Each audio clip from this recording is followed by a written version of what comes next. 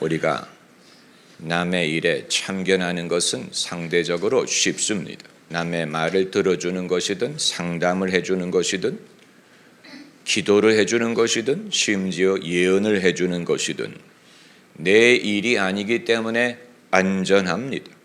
내 일이 아니기 때문에 객관적일 수 있습니다. 내 일이 아니기 때문에 정답만 말해줘도 됩니다. 남을 위해 기도할 때는 술술 됩니다. 남을 위해 예언할 때도 술술 예언이 나옵니다. 그런데 내가 함께 당하고 있는 일에 대해 말하기 시작할 때는 어렵습니다. 남의 일로 말할 때는 쉬웠어요. 남의 일로 말할 때는 믿음을 권유하기가 쉬워요.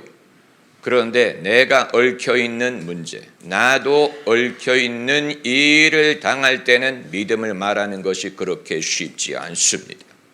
바울이 배를 타고 로마로 가다가 풍랑을 맞았어요.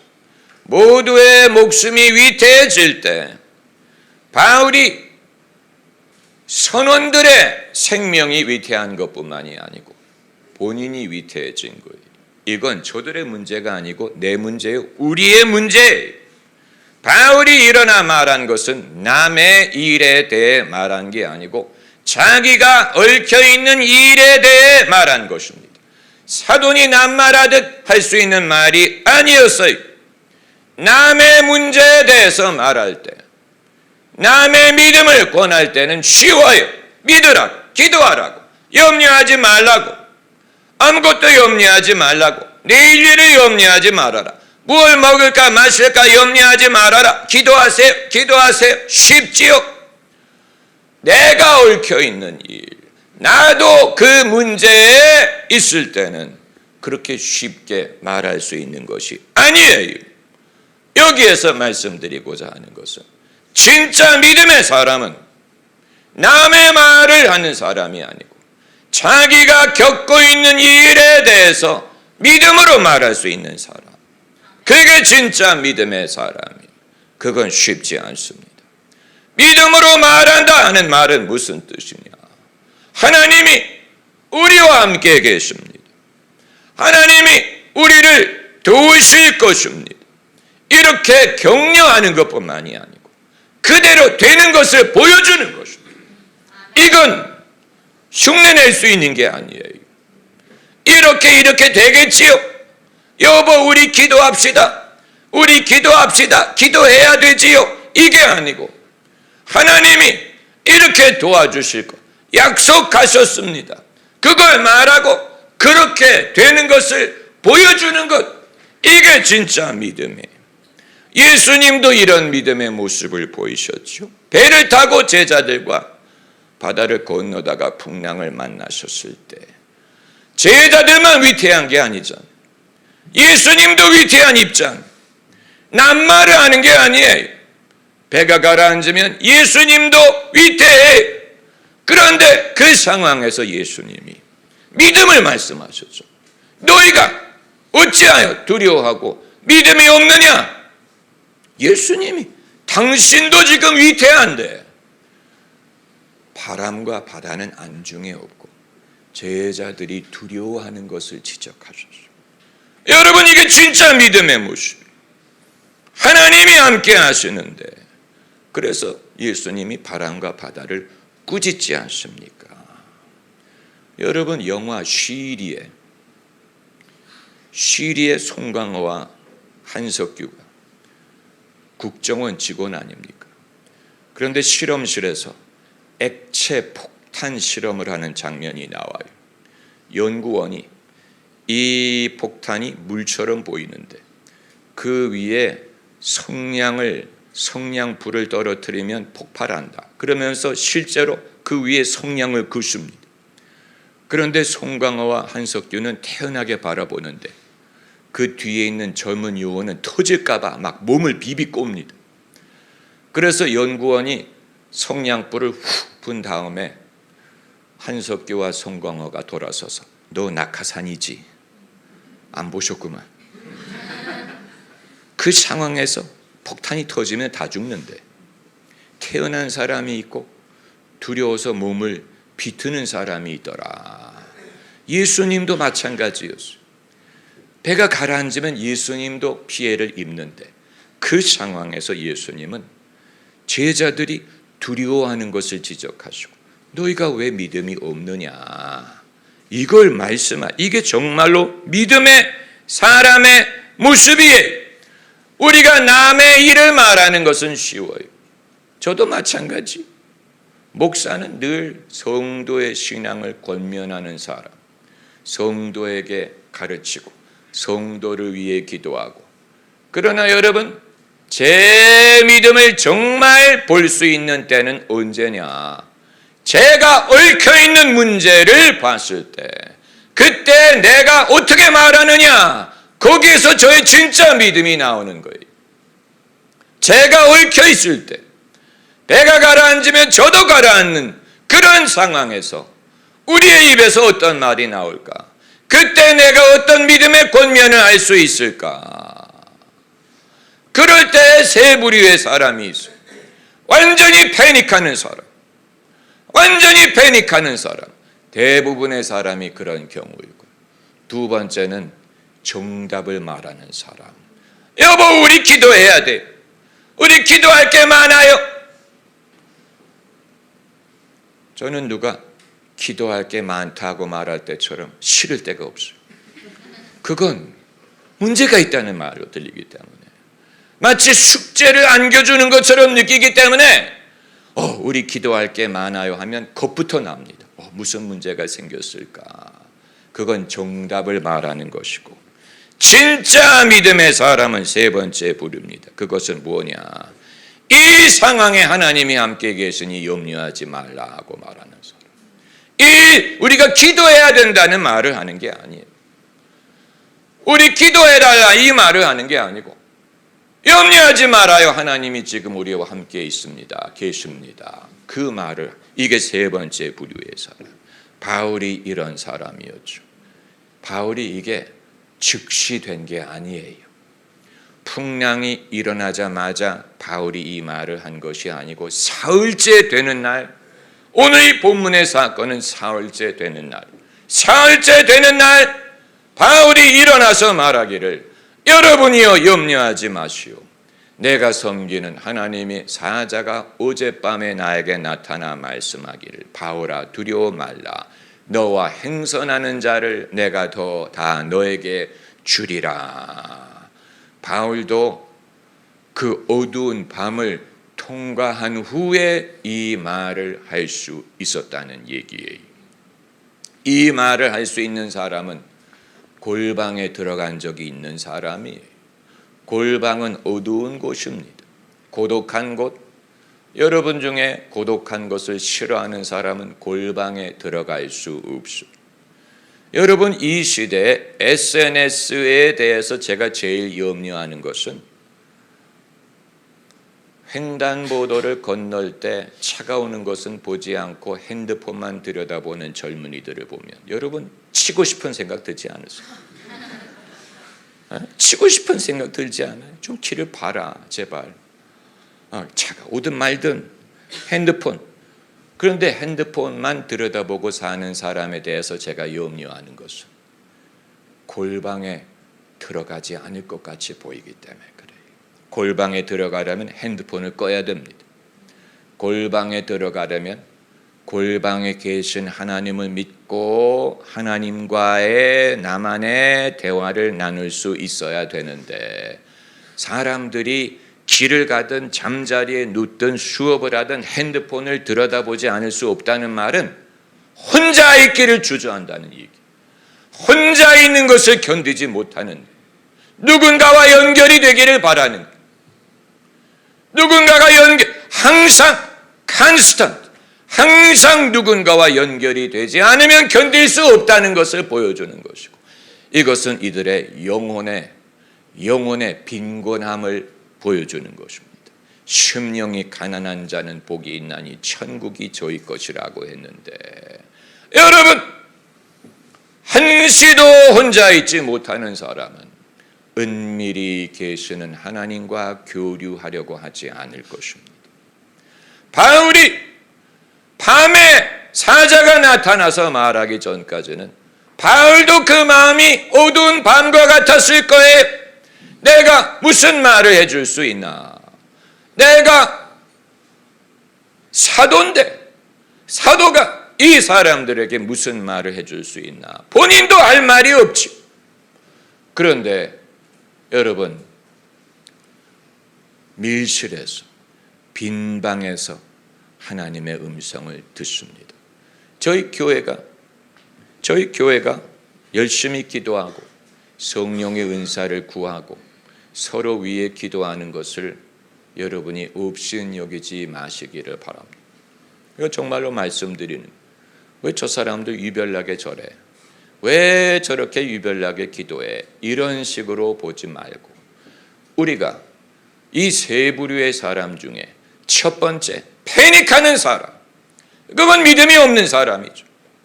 인생 대부분의 사람이 여기에 해당. 패닉하는 사람. 두 번째 부류는 그래도 나아요.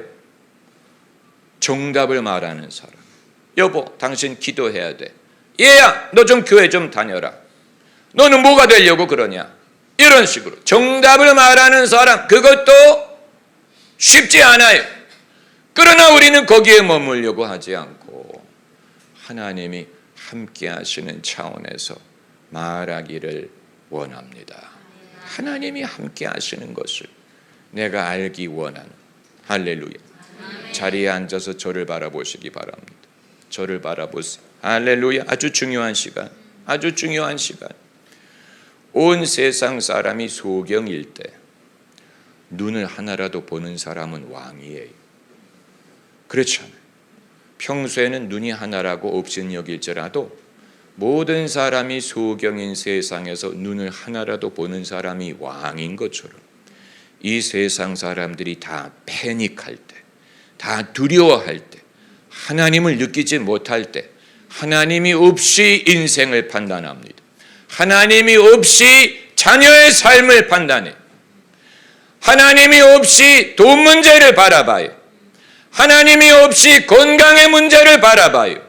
하나님이 없이 바라보면 다 두려워요. 소망이 없어요. 하나님이 없이 인생의 문제를 바라보면, 그러면 무슨 위로가 될 수가 있습니까? 무슨 힘이 되는 말을 해줄 수 있어요? 그렇잖아요. 남의 일을 말할 때는 쉬워요. 내가 함께 당하고 있는 이 일에 대해서 말하는, 그게 어려운 거. 나도 코가 석자일 때, 만약에 이 배가 가라앉으면 나도 가라앉는데, 나도 이 일에 얽혀 있는데, 내가 위태함을 느낄 때, 내가 걱정이 되는데, 죽으면 함께 죽을 것 같을 때, 그때 믿음을 말할 수 있는 사람, 믿음을 그냥 믿으세요. 믿어야지. 이게 아니고, 내가 섬기는 하나님이 말씀하셨어. 우리 중에 아무도 죽지 않는데 걱정하지 마. 나는 내게 말씀하신 하나님을 믿노라. 왜 우리가 같이 열심히 기도하고 성령의 은사를 사모하고 예언하기를 원하고 왜 이렇게 하느냐? 광신이기 때문에 이런 게 아니에요. 우리를 오해하면 안 돼. 오해하면 안 돼. 만약에 우리가 이걸 하지 않는다면 패닉하는 사람이 되든가 정답을 말하되 아무런 힘을 줄 수 없는 사람에 그치고 말 것입니다. 이미 우리가 해봐서 알잖아요. 해봐서 알아요. 남에게 사돈이 낱말하듯 말하는 게 아니고 내가 얽혀있는 일에 대하여 이 배가 가라앉으면 나도 죽을 텐데 그 상황에서 염려하지 마세요. 내가 섬기는 하나님이 어젯밤에 나에게 말씀하셨다.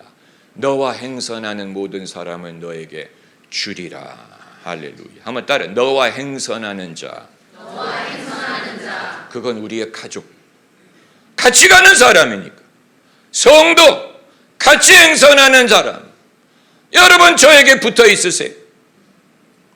왜냐하면 저와 행선하는 자를 주실 것이기 때문에. 떠나가면 여러분 혼자예요. 여러분이 저하고 붙어 있어야 저하고 행선하는 자를 하나님이 구하실 때 여러분에게 그 혜택이 임할 것입니다. 떠나가면 혼자예요. 저하고 붙어 있으세요. 믿는 사람과 붙으세요. 하나님이 함께하는 사람과 붙어 계세요. 그래야 주님이 바울에게 너와 행선하는 자, 함께 행선하는 자를 다 너에게 주리라. 그 말은 구원하리라는 말이에요.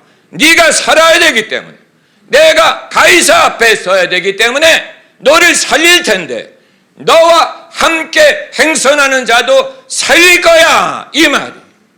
이 사람들이 바울과 같이 행선을 하기 때문에 산 거예요. 바울과 함께 있었던 것이 이들에게 생명이었어요.